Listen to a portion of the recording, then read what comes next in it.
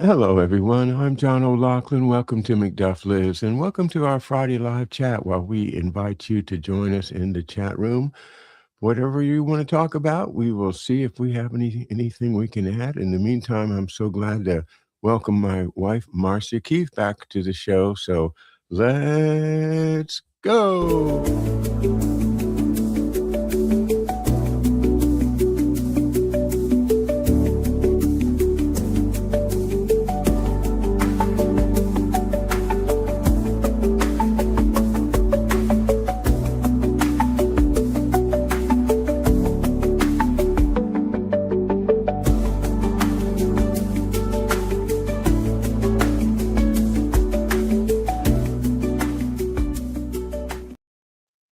All right. Hello, everybody. Happy Friday and happy end of the week.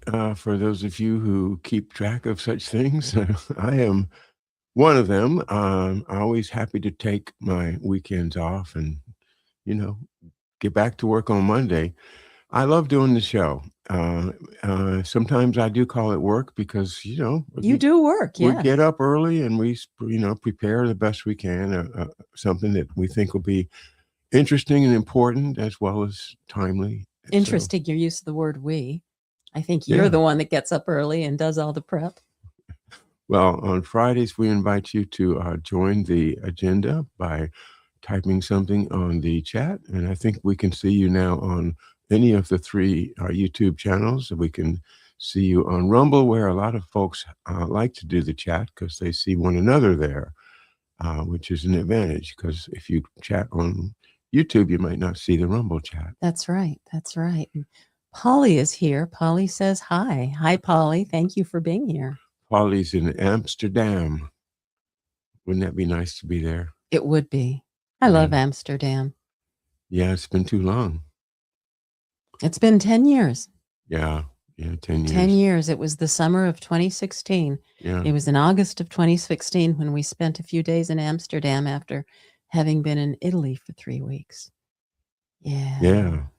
I think that was the time that we sat in Vondel Park, and it was late at night, but it was still daylight, and there were a bunch of ducks in a pond, and you sketched the ducks.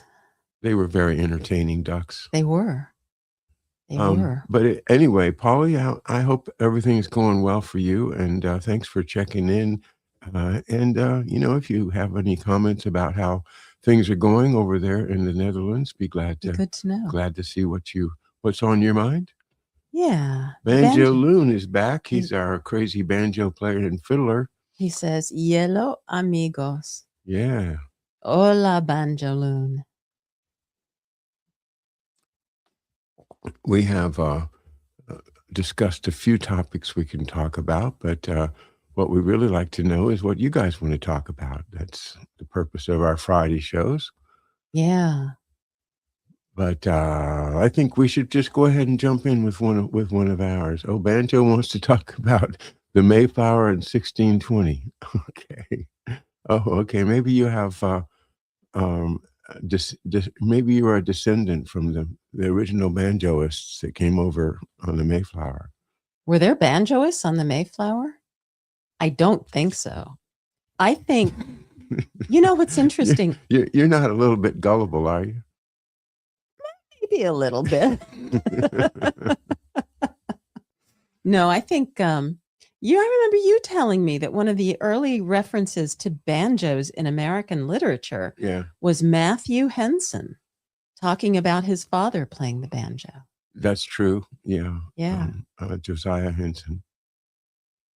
Right. Not Matthew, Josiah. Yeah. Matthew was the explorer. Yeah. Josiah Henson. Right. They're both from Charles County, Maryland. Yes. And that event happened, in the early 1800s. And of course, we have banjos here in Maryland going back into the early, well, at least as far as 1750, as far as I know. Banjos came up from Jamaica, principally from the colonies down there, where Africans had either brought a banjo-like instrument or adapted what they could to make the music, and then it comes up with the enslaved people. Right, right. Well, Corky's here. Corky says Nick Shirley continues to deliver. Surgery of the soul of America seems imperative. We can fix just about anything. Let's fix us. Now, I'm not familiar with Nick Shirley, so someone's going to need to enlighten me. Yeah, me neither. I'm sorry, Corky. It's an interesting idea, but okay. Banjo is from Leiden, the Netherlands. I think, is that where the Mayflower Pilgrims launched out of? Not sure. I don't think so. I think they were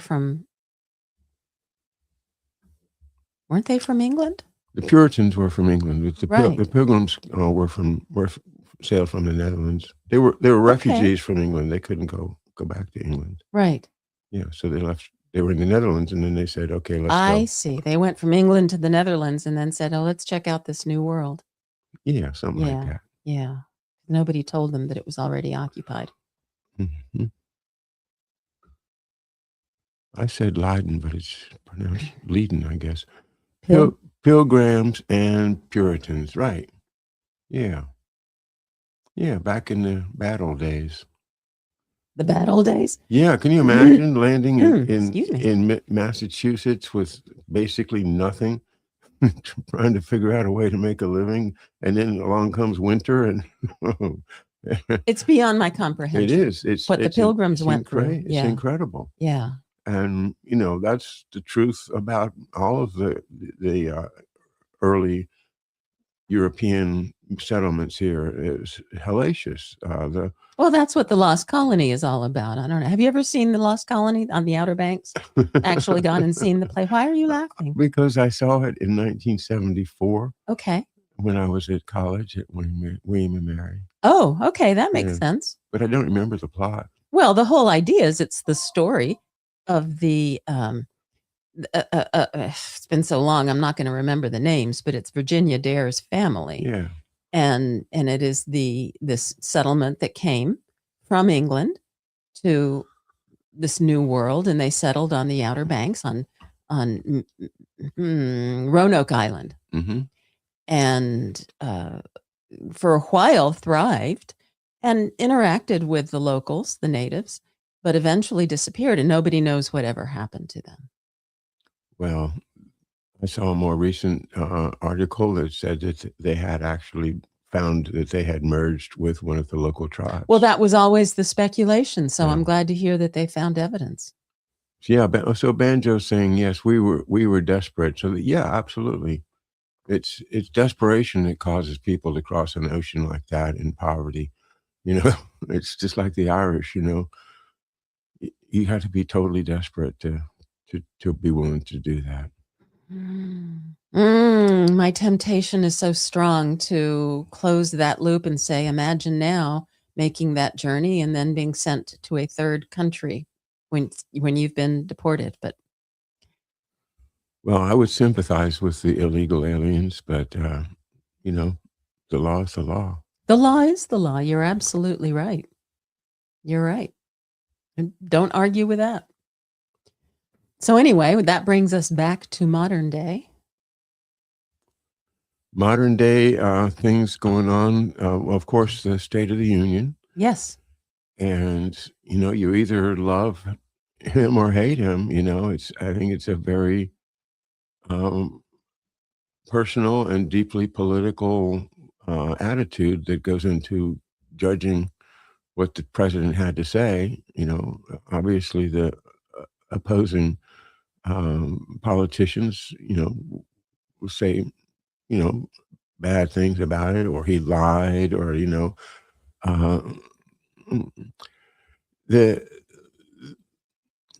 interesting thing that is so crucial to understand is what Harley Schlanger and I were talking about on Tuesday in this past show. And this is a crucial point. Is President Trump really investing us back into the, quote, American system of economy has been pushed by the LaRouche folks, for 50 years or more, and which makes a lot of sense to me. I'd like to see it happen. but things are not moving in that direction. And in fact, things are getting more and more technate oriented as time goes on, and we find that uh, things like that story you came up with a little while ago, Marcia, about uh, this AI company Anthropic, being yeah. pressured by the Pentagon to basically withdraw any objection to whatever use the Pentagon wants to make of their product. Right. And they're making an ethical stance to saying, no, you can't use it on American citizens. You can't use it without a human person in the chain of command. Right. You can't allow AI to kill. Exactly. And they're not, the Pentagon is fighting that, saying, no, that's a very interesting story. What's the name of the company? Anthropic? Yeah. Yeah, and they have a deadline. They have a deadline of 5:01 p.m. today to either lift their restrictions or release the restrictions that they are putting on the Department of Defense, or lose a $200 million contract and be forever banned from any kind of defense or government contracting. And there's something about it was connected to how they captured Maduro. So it's very, very hush hush stuff. Right. And it was, and I the articles that I have read have not been very clear, other than to say that the CEO of the company recognized somehow or knew that they were using this technology, and he wasn't necessarily happy with having his technology used that way. And that's when he started raising objections. Yes. And so many of the bloggers, the podcasters that I follow on my X feed, including our good friend Hervoye Morich, are very, very tuned in to this technate descending upon us and the creation of the North American Union, or the hemisphere, as part of a predicted plan from George Orwell's 1984. The idea that it's inevitable, this is what's happening, and as they're doing in Mexico, they're requiring you to have a digital ID to get into your apartment building, to buy food, to drive a car, to do, it's creeping into the U.S. with the quote real ID that we have now in our Maryland driver's licenses, which are hooked into the federal. Which is all over the country. All the states are doing these real IDs. So the idea that it's not going to happen here is getting farther and farther fetched in my mind. And I think Frank Zappa was right in 1964 when he said it can't happen here, in an ironic song he wrote. Well, Imagine That says the same thing. Are we not a technocracy already? Almost. And then Corky says the technocracy was completed on 9/11. Next. And Imagine That agrees. Yes, 9/11, agree. We have been going down this path for decades. One of the minefields I did recently has to do with the amazing Substack by ESC, or Escape Key. Oh, got it. Yeah. And the subject of that is that it was at the Kennedy assassination that the technocracy got free to take over the government, and that is through Robert Amory, who Bill Taylor has alerted us to as the fourth person that got dismissed after the Bay of Pigs. He was the technocracy guy. And so when Kennedy's gone, then Johnson, he's just allows this technocracy from which Robert McNamara did in the Pentagon to expand into the entire U.S. government. The U.S. government has been getting more and more technified ever since the Kennedy assassination. And that's why I personally, I love everybody that wants to find out, get to the bottom of 9/11, more power to you. But it is the Kennedy assassination that is when we lost it. And that's why we have to go back that far. And I'm sorry, but we do. It just solving 9/11 is not going to fix it.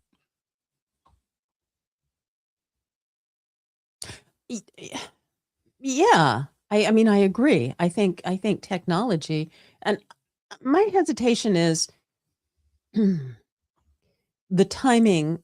It was in the 60s that computers started having more and more impact on the way we do everything. So that is also when the technocracy started taking over. But technology has changed how we do things over the years. From the invention of the wheel. I mean, that is part of, human creativity, is just inventing ways to do things better, do things more easily, be able to do more things. So I'm still working in my head what's different about the Kennedy era, and I think, or the Kennedy assassination, and the 60s, and what changed in that we are incorporating new technology into our lives in a different way. I'm all for the progress of human technology, and I'm all for, the idea that it's natural, that this is a natural project, that, okay, computers, yeah, okay, so let's make better computers and let's figure out how to use them the best, okay? But what this technocracy is kind of like the dark side of what can be done when you build that. And the use of, the Phoenix program is a perfect example of it. This comes out of the thinking of the special forces guys that, are willing to go out and slit throats in the middle of the night instead of doing, working as a private in a platoon. There's a big difference between somebody that's willing to go out and do those horrible things that an Ed Lansdale would do, and somebody that wants to serve their country by joining the Army or the Marines or in other ways to be patriotic. Because once you cross that line and don't care about your moral values, then you are now no longer supporting the Constitution of the United States. Wow, that's brilliant. Yeah. It's not about the technology as much as it is about the morality. Exactly. Yeah. And, okay. And so it's the automated system that you were talking about from that company. Right. That's exactly what concerns me, is that you will get an AI program that allows you to basically blackmail the whole world.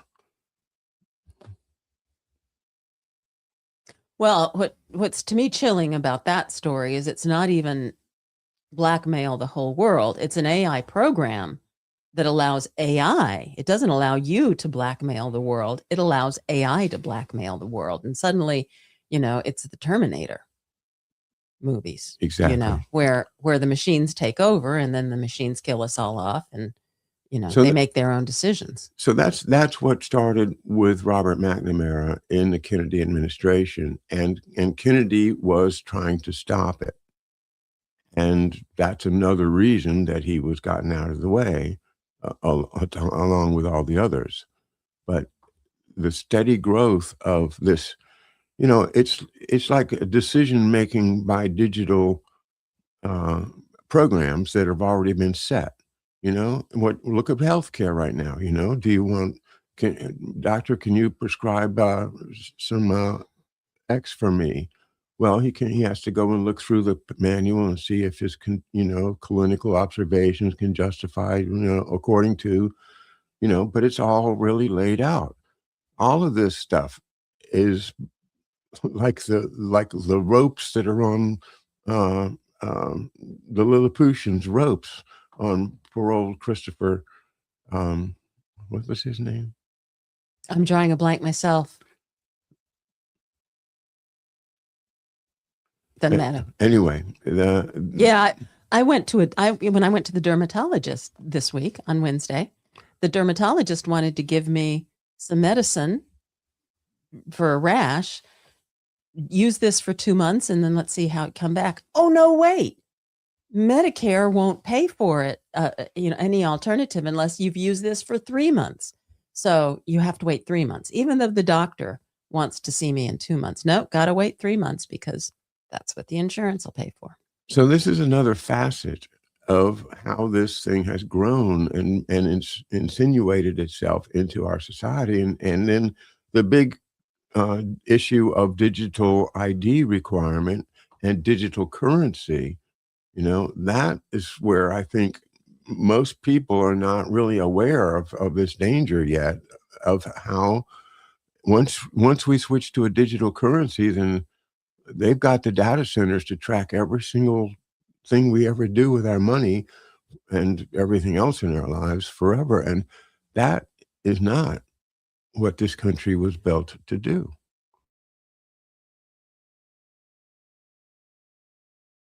Oh, come on. There we go. Seems like the roar over Epstein is drowning out the following. 8,378 global data center sites by 2030. Oh my gosh. I mean, divide that by 50 and you get, 160 something. Well, he's saying global. Oh, global. You're right. He is saying global, but all the same. That's a lot of data centers. Massive corporate layoffs with jobs being streamlined by AI and automation. And there is more, or there was more. Oh, here we go.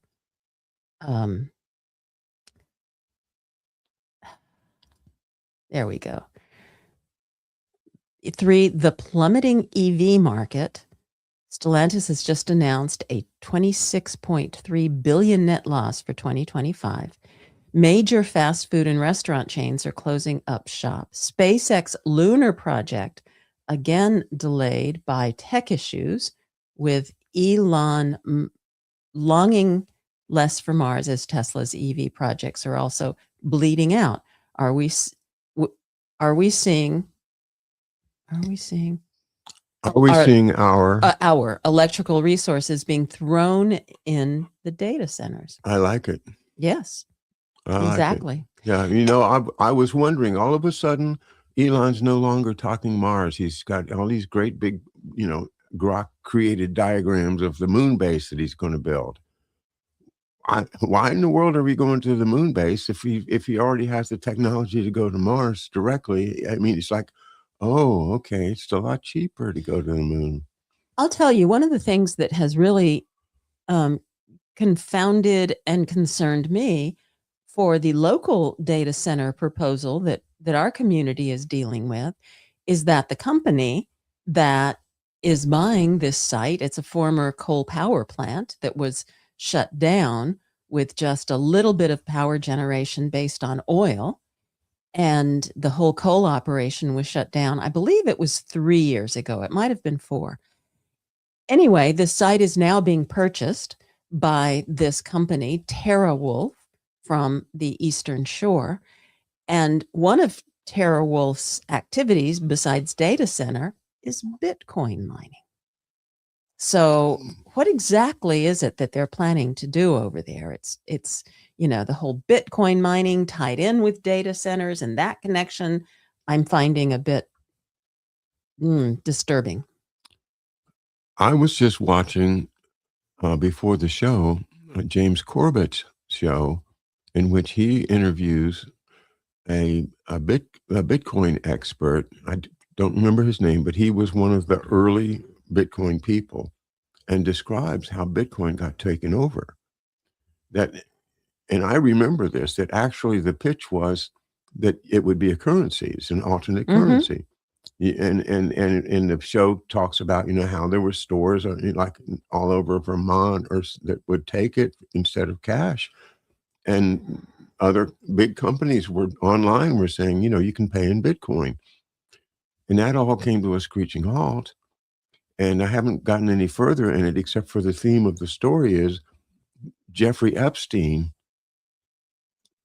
is involved in the takeover of Bitcoin, and the change in attitude of it was all engineered, through propaganda, advertising, saying Bitcoin, it's not a currency. Don't think of it as a currency. It's something that you want to hang on to, because there's only going to be 21, however billion, 20 of them ever going to be made. So it's all unique, and it's a great investment. And that somehow took on with wealthy people, and wealthy people started investing in Bitcoin as an investment, as opposed to using it what it was meant to do, which was to facilitate small transactions as a public service for the world. I guess I'm stuck here because you've said a lot of important things, but I'm still stuck on the Epstein tie-in. We keep hearing about, thanks to you and thanks to your work, and then thanks to the followers and the collaborators who contribute so much to this show, about other Epstein connections, the scientific research, the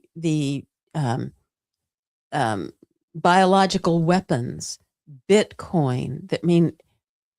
Epstein had so much involvement with so many facets of this, I don't know, vision for the future of the world, and bringing in expertise and making connections with, I was going to say questionable people, and I'm not sure, scientific research is not always questionable, but those who would use it for evil purposes. I get so annoyed that this whole Epstein story is so convoluted and nobody's talking about that. I mean, yes, the whole abuse of women, horrible, horrible, horrible. So many victims, but there's so much more to it. And it is this, it reminds me of the James Bond films, when you have some evil guy who has this private island where he is conducting, some effort to amass weapons. Or wasn't there some Bond film where they were putting together a space launch or something? There's so much tied to Epstein. It's freaky, scary, frustrating. That's interesting. So the Bond films were pre-programming our minds to get ready for Jeffrey Epstein. Yeah. Oh, I wish I could remember the name of the Bond bad guy who had the island, but he was a big fat guy with a white cat. That's what I remember.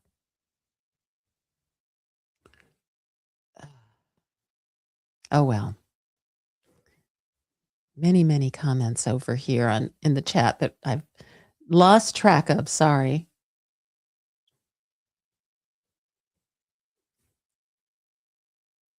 Where did you go, John?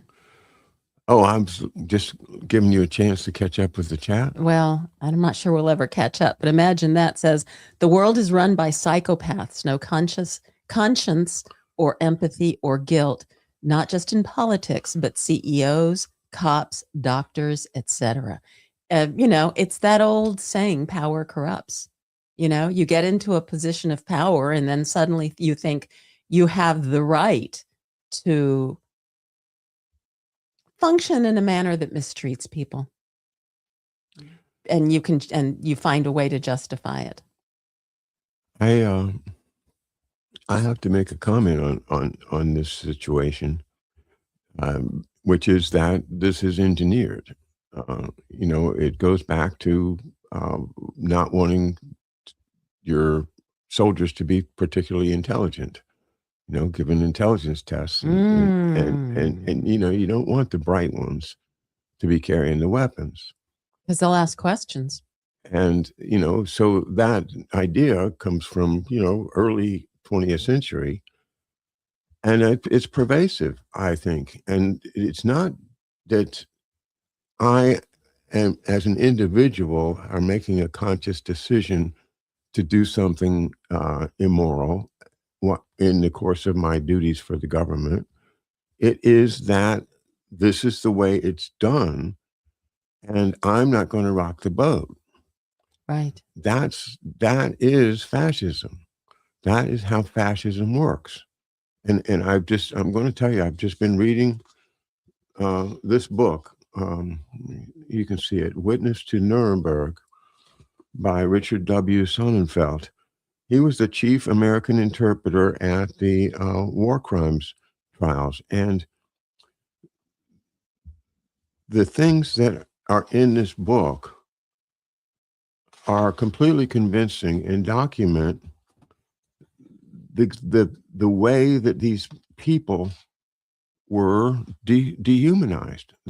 Like the prison guards, anybody that worked for the Nazis, you had to be dehumanized in order to do it. And so they would pick people like that. And the stories, I won't read one now, but I will do a show on this book when I've finished reading it, because it's so important that what we are now talking about in technocracy, or the technate, is the creation of a human being that does not have moral boundaries, that is pliable, that will, if you say, you are now part of the Sondergruppe that will go out and take care of these village full of Jews, that you will say, yes, sir, and go and do it.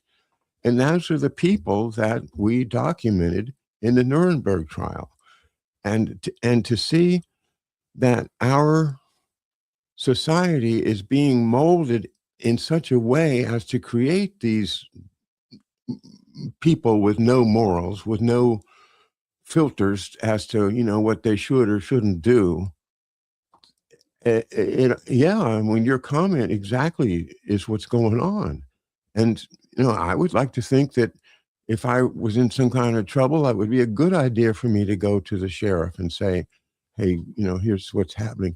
But how do you even know that anymore, with them, being all combined with the Joint Terrorism Task Force, and everything's, computerized. And, if you expose yourself, are you not at certain point going to be flipped into doing something for them? Right. I will stop my rant, but this is exactly what concerns me the most about our country right now, is that we are going into a situation where it is virtual fascism. Garden Girl says, now reported that data centers may be bad for your health. No environmental impact studies. Payoffs to town city managers. And there you go. That's the kind of thing that happens, or that is happening more and more. And I will say, when you say payoffs, sometimes, or most of the time, you think of, sliding some money under the table. But that doesn't always happen in these payoffs. Sometimes the payoff is some kind of increased benefit to your town city budget that allows you to get reelected. Oh, look what I have done for the community. I have managed to bring in these taxes paid by this AI center that has then made it possible for us to build this community center with a beautiful swimming pool and recreational facilities. And so now we have an even better community because everybody can come use all of this stuff at low cost. And, the AI center is paying for it. Vote for me, reelect me. It's that kind of thing too that happens, that is a legal payoff, really, is what it amounts to. And people don't stop and think about the long-term consequences. And that's a very simple example of what you're talking about, that, people their consciences go away. They don't have a conscience anymore.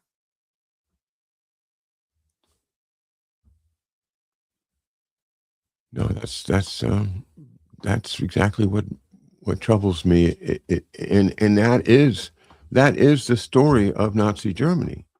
That's how the place worked. You know, Right. it couldn't have functioned unless it had people that were in that kind of just uh, uncommitted state of mind that do what they're told. Right. Yeah. Right. Exactly. Exactly. I also want to put up this comment from Road Warrior about AI. I watched an interview with an AI developer from Silicon Valley. What we're in now is a new arms race to develop AI. Their solution to the dilemma is one world government, as always. Yeah, it is a new kind of arms race. I've not heard it positioned that way, but that's exactly what it is. It's a race to develop AI. And then, we're putting it together with the arms, as we have seen with the Pentagon and this battle that they have with Anthropic. Which brings me to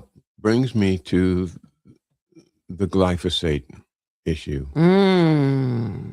Because those of us that study this stuff, like reading about NSSM 200 and Henry Kissinger's creation of killer genes and killer seeds and things that favor monocrops and huge agriculture like Archer Daniels Midland and the big companies, to incentivize them to produce wheat or corn or whatever at the lowest price, using poisons, weed killers, pesticides and herbicides, yeah, and resisting the idea of honest, thorough testing of whether this stuff is not killing people, like giving people cancer, for instance, especially the farmers that work with it and spray it. So the point I wanted to get to is what Robert F. Kennedy Jr. said in his comments on this. He said that glyphosate is absolutely necessary to our farming system. If we didn't have it, 80% of our farms would go under. Might have been a different number, but very startling idea that between 1960 and now, our agriculture has been transformed from one based upon nature to one based upon glyphosate. Exactly. Well put. Yes. Wow. And that we're stuck. We can't get out of it because we're so invested in glyphosate agriculture that if we stopped it, then nobody would have enough food to eat. That's what Bobby Kennedy said. And I don't know what to say except for this is just a gift to Bayer, to Bayer Pharmaceuticals and Monsanto. This is like, the real national security interest here is in the stock market, and they want to keep supporting these huge pharmaceuticals, right? Because they are a huge part of the stock market, and because they make nice contributions to politicians. And so we've long since gone over the slope as a nation to losing our morality, because we as a nation would say, no, you can't just put poison in people's food and expect them to be okay. We're going to have to do something. No, our nation didn't wise up, didn't stop, Henry Kissinger. Our Congress failed us, and they continue to fail us. So our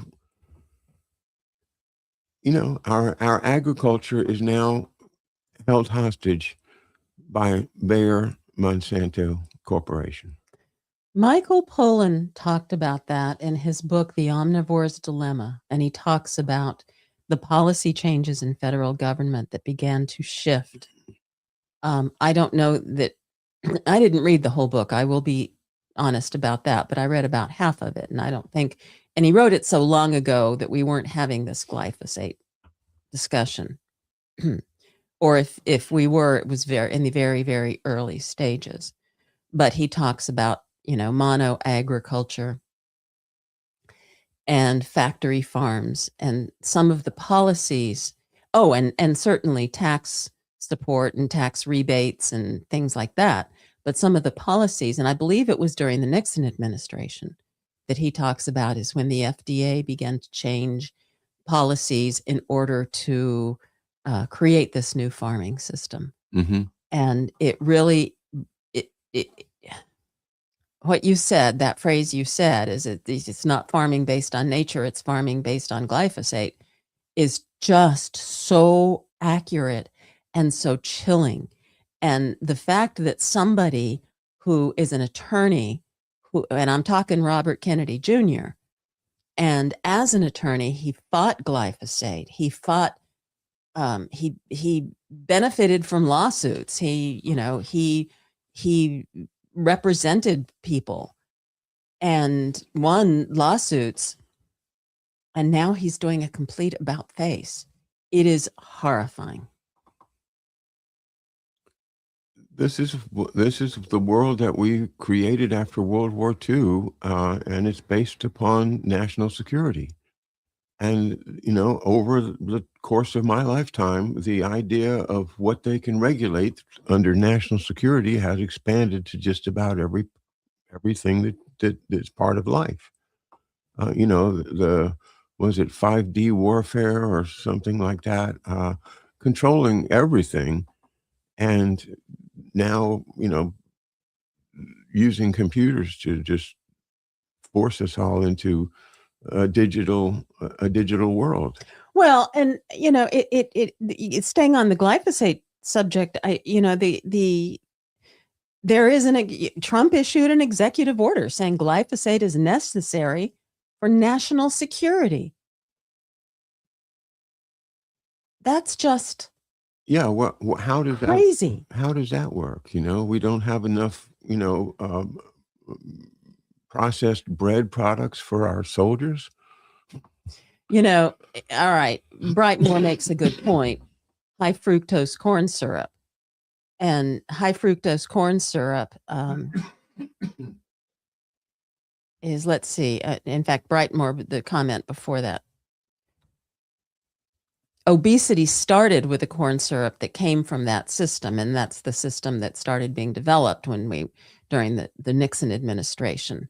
And that's when the high fructose corn syrup started to invade our food supply. And the Surgeon General and the government were all behind it. The FDA, everybody was behind the idea that suddenly, it's okay to have all of this sugar. Right. And, what you really need to fight is fat. That goes back and forth too. Because the new guidelines say, don't worry about saturated fat, but don't eat more than 10% of your calories from saturated fat. Well, wait a minute. If I have to limit my calories from saturated fat, why do I not have to worry about saturated fat? A lot of contradictions in the new ones. Good point. Yeah.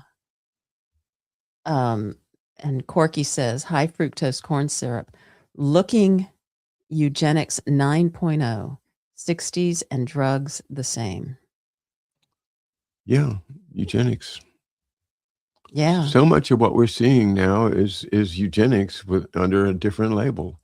The World Health Organization to me, it's the World Eugenics Organization. Yes, yes. Jonathan Edward Gibson, hello, Jonathan, says, we must demand better food production. Our discussion will inform the speed they replace glyphosate. I hope it gets replaced. I hope it gets banned. I hope it gets taken out of our food system. I think that they should test every American to see how much glyphosate we have in our systems. Because I guarantee you, even though you and I buy organic produce, I'm sure that all those farms are near enough to glyphosate production farms that it's still in our food too. And I can only imagine the people who are buying, cheap produce because it's all they can afford. And they can't afford organic products, which are more expensive, not because, they're more expensive because of the paperwork, which is also part of the whole issue. If you're going to put crap chemicals in my food, you should be the one to have to fill out the paperwork, not the ones who avoid the crap chemicals. But anyway, the people who are eating non-organic products, systems must be just saturated with glyphosate. It's horrifying. And I was sharing with you, I have a friend who grew up in Indiana on a farm. Her father raises corn. He's still active. And the amount of cancer in that family is horrifying. I mean, my friend had a tumor as a child, and then it recurred again in adulthood. Her sisters and her mother have had cancer. Her father has cancer. It's, oh my God, you're growing up in this idyllic farming life, but yet you're getting exposed to this horrible chemical. It's just. Well, here's the thing. The reason that they use the glyphosate is so that they can do a monocrop. Right. Right. If they're growing exactly the same type of wheat or corn or sorghum, whatever they're growing, and the glyphosate kills everything except for that product that they're growing. It kills all the weeds. So if you got rid of glyphosate, there'd have to be some other way to get rid of the weeds. And that's why they can't get rid of glyphosate. And so the only solution is not to find a better poison than glyphosate or lasers. They got these trucks now with lasers that run down this field and zap, zap, zap whenever it sees a weed. Oh, I love that. Yeah, but can you imagine doing that over the whole country, with the big machines that have lasers and each little, I mean, it's cute, it's fun, but it's not. I don't think it's a practical. But it sounds very sci-fi. Anyway, the bottom line is we've got to get back to smaller scale farming and local produce and local farmers markets and stop relying on these big grocery chains, because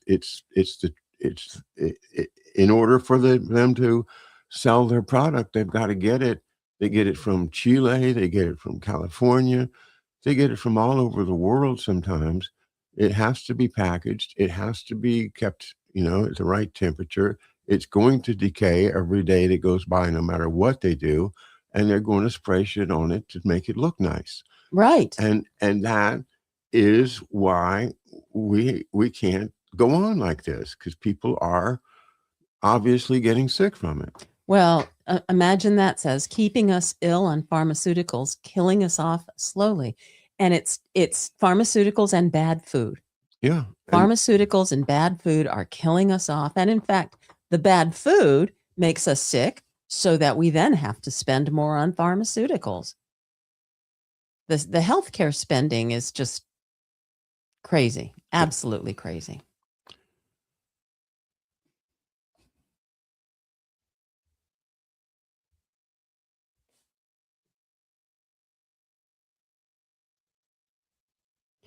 Yeah, several people talking about the drift from dirty farms. Oh, this is interesting. Kind of my agenda. Yes, imagine organic farmers worry about the drift from dirty farms. Mike Adams suggests we all eat broccoli sprouts to help clear the glyphosate in our bodies. I just yesterday was talking about I want to be somebody who grows sprouts, and I have I have the sprouting jar. I have the broccoli sprout seeds. I just worry because if you do it wrong, you're gonna get mold and other things in your sprouts. And so I am a little bit intimidated by growing sprouts, but broccoli sprouts especially. Yeah. So full of nutrients, so very full of nutrients. So thank you, Garden Girl, for mentioning that.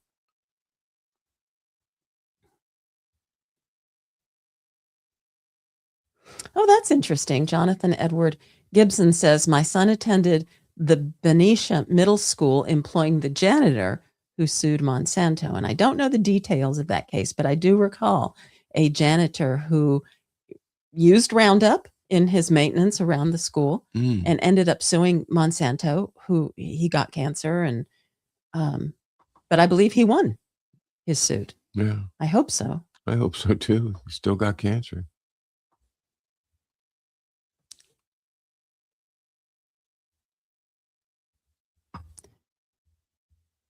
Garden Girl also says, Europe has banned all GMOs. However, they use glyphosate. That's very interesting. I didn't know that, but I do know that, and it varies from country to country, but there are like 10,000 substances that manufacturers are allowed to put in the food sold in America, in the United States, without even having to prove anything. They can just label them as generally recognized as safe. And that is a legal definition, a legal term, generally recognized as safe. 10,000 substances that have been approved as generally recognized as safe without any proof. And in European countries, that number is like in the hundreds. There's only a few hundred that are generally recognized as safe. So that's another example of what the technocracy does, is it creates, huge holes in our regulations for bad stuff to come in. Yeah. Yeah, because again, it goes back to this morality of which you have spoken. The bad stuff isn't that bad. It makes us money, it gives us power, it keeps people under control, whatever it is. And we have let go of any morality that we once had to protect humanity.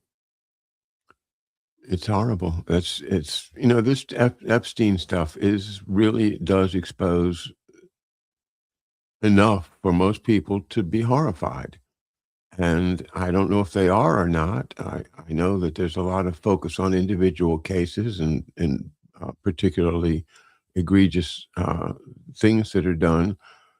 But do they see that a huge part of the economy of the world runs on illegal trafficking of arms, humans, offshore bank accounts, blackmail, sexual blackmail, drugs, and all of this horrible stuff. I mean, it's all there now. You can see it. You can read Whitney Webb's books, One Nation Under Blackmail. You can find this stuff, but with the Epstein stuff now, it's just horrible. And I hope that people who consider themselves to be progressives and fighting for the little guy will not be confused by politics into not pursuing this problem. Corky says, where's the humanocracy? The humanocracy. I love that. The humanocracy. Yeah, I do too. Well, on a whole different subject, but I've got to point it out because it's charming. Banjo Loon says, I learned about Molly Tuttle here, American treasure. Yes, she is. And John turned me on to Molly Tuttle, a couple of years ago. And I haven't listened to her a lot, but she's a wonderful musician doing some wonderful music. And, she's not in this, she's doing it her way. Yeah. She's not doing the whole corporate sellout kind of pop thing. or country thing. She's just doing it her way, and she's just wonderful. Yes, she is quite a picker. Ah, well, that comes from the voice, the perspective of a musician yourself. Oh my God, she's all over. I mean, Tommy Emmanuel and she do duets. You know, he's like the king of acoustic fingerpick guitar. I wonder if that's flat pick guitar. I saw a post, a social media post about a tour that she's doing with somebody, but I didn't recognize who the somebody was, and there was no caption that said this is so and so. Billy Strings, maybe. I don't know. Yeah. Anyway, that banjo is right. I'm glad that you picked up on Molly Tuttle as a banjo player yourself. Yeah. Yeah.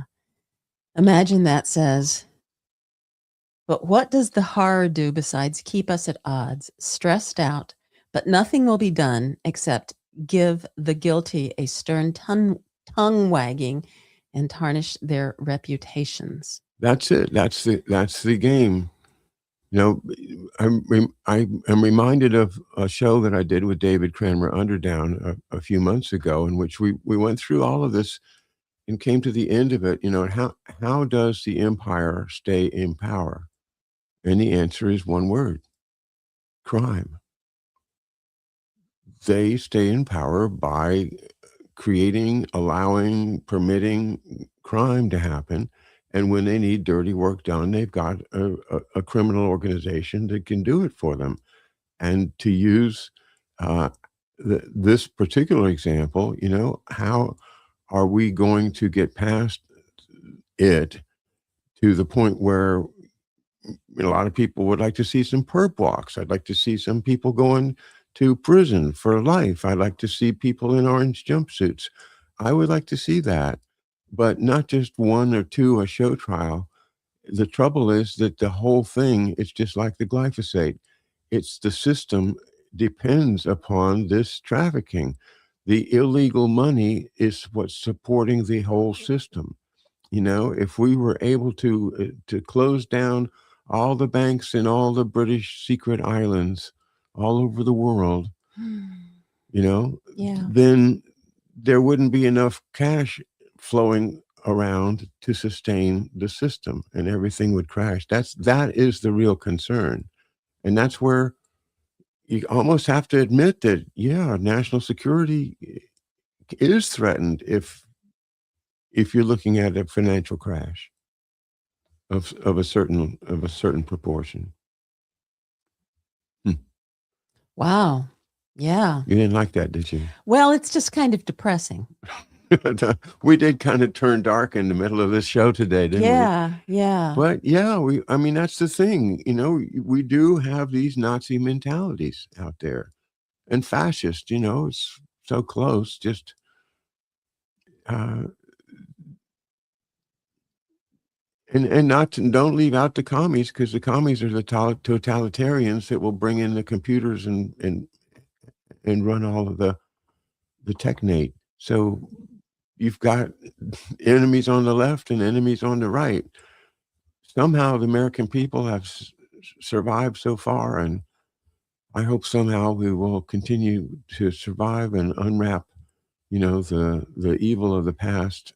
This evil, we are under a real rule of evil right now, and illustrated by the examples we've talked about in this show. On that depressing note, because we have run out of time. I just want to point out that I applaud you for having worked as hard as you have over the last however many years to make this discussion public, to continue having this public discussion and exposing that evil. And I thank you for letting me be part of it once a week. And also thank those of you out there who join us and help us sort through all of this evil, because that's how it's going to get exposed. We can't just all look away. We have to expose it. So thank you for being here, everyone. Well, thank you, Marcia. And thanks again, everyone, for being with us here for our Friday live chat at McDuff Lives. I will see you Monday with a new edition of Undo the Coup. So please join me then at 11 a.m. Monday morning.